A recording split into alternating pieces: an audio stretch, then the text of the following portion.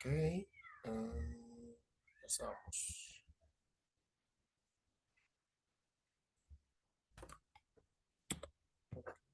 Estamos grabando, sí. Bien, muy buenas tardes.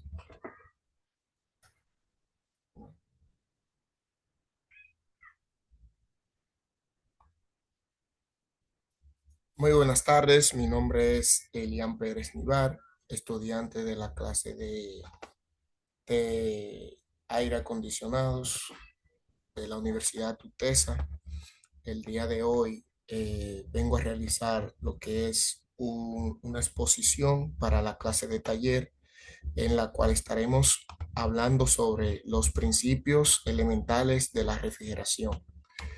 Eh, Como parte introductoria, podemos empezar mencionando que en este tema estaremos tocando, en esta presentación estaremos tocando lo que son los temas básicos que tienen que ver con la refrigeración, dígase termodinámica, calor específico, calor latente, cero absoluto, transmisión de calor y ese tipo de conceptos que son básicos para entender lo que es la refrigeración. Continuemos. Como se puede ver aquí, en el tema termodinámica aplicada a la refrigeración. Eh, la termodinámica estudia cómo se transforma el calor en energía y cómo esta energía se puede aprovechar para diversos sistemas de refrigeración. En este caso, en un sistema de refrigeración, lo que se hace es mover el calor desde un lugar caliente, valga la redundancia, hacia un lugar más frío, y viceversa, desde el lugar frío al lugar caliente. De eso trata lo que es, siendo de forma directa, lo que el concepto de termodinámica en la refrigeración. El ejemplo más palpable de esto es el ejemplo de cómo funciona un refrigerador, que lo que se hace es sacar el calor de los alimentos de la parte del refrigerador hacia afuera, por la parte de atrás, hacia el exterior, digámoslo así. En ese movimiento de un líquido, como podemos ver en la ilustración aquí,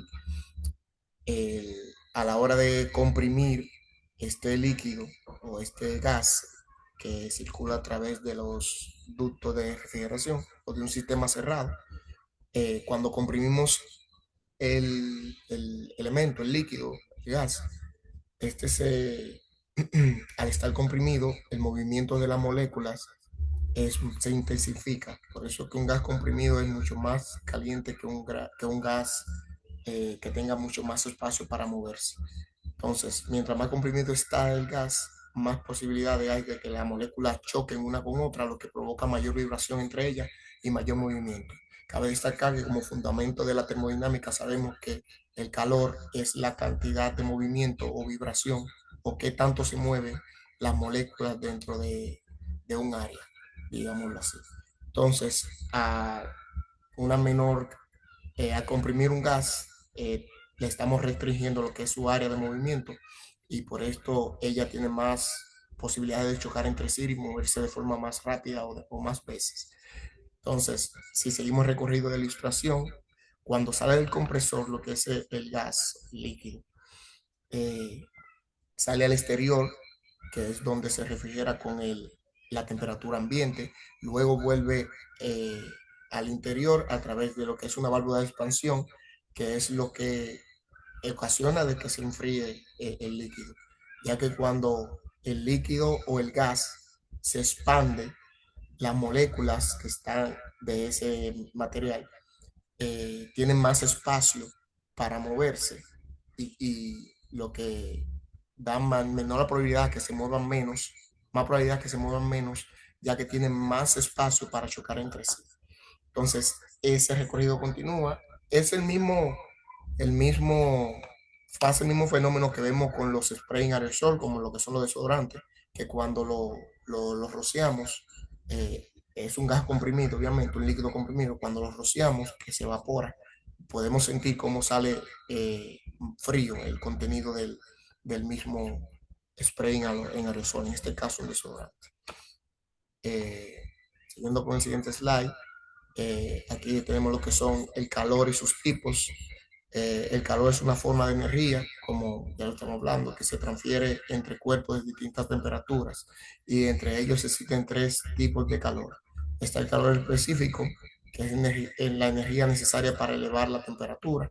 Dígase que podemos decir directamente que es la cantidad de energía necesaria para elevar la temperatura de una sustancia. O sea, es la cantidad de energía que necesitamos para elevar la temperatura de X sustancia.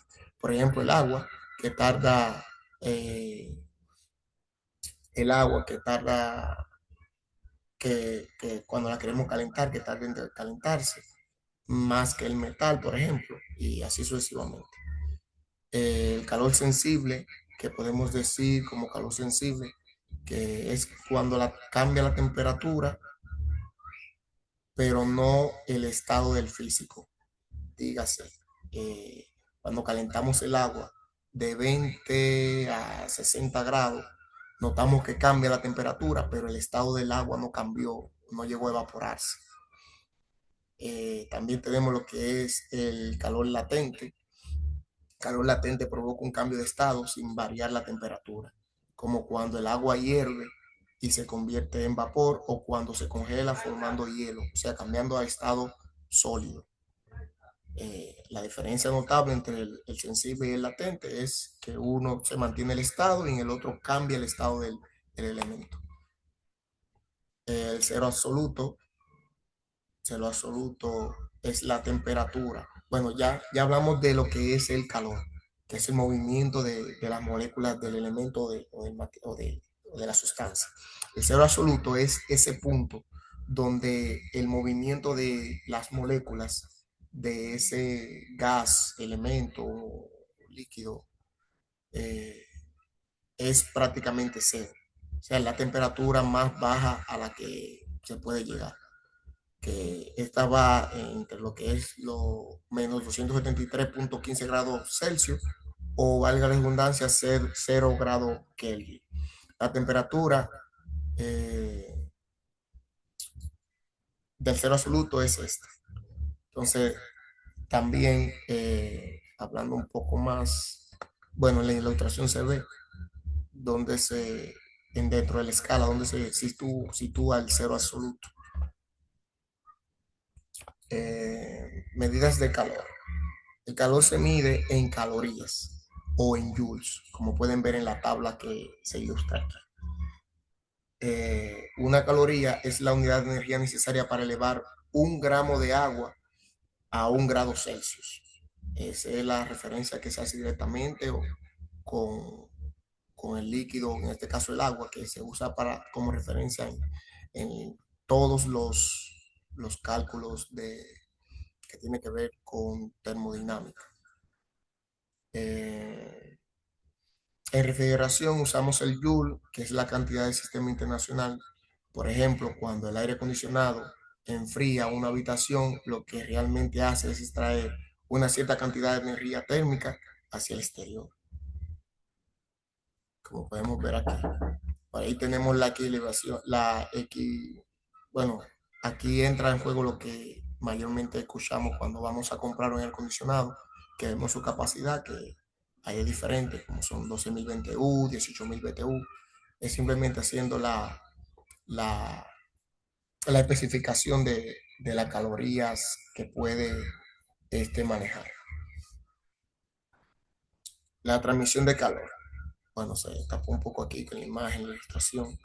Eh, El calor puede transmitirse de tres formas. Las tres formas son las siguientes: por conducción, convención y radiación. Conducción es cuando pasa de un cuerpo caliente a otro por contacto directo, o sea, como se ve en la ilustración. Convención es cuando el calor se transfiere mediante el movimiento de fluidos y, o sea, valga redundancia, a través del aire, cualquier fluido. Y radiación es cuando ocurre sin contacto a través de ondas electromagnéticas, como es directamente aquí en la imagen, la radiación a una llama indirecta. Eh, toneladas de refrigeración. La tonelada de refrigeración es una unidad que mide la capacidad de enfriamiento de un sistema. Eh, Una tonelada equivale a la cantidad de calor que se necesita para congelar una tonelada de, de agua en 24 horas. Esa es la referencia que se hace a lo que es la tonelada de calor, que es directamente la cantidad necesaria para eh, congelar una tonelada de agua.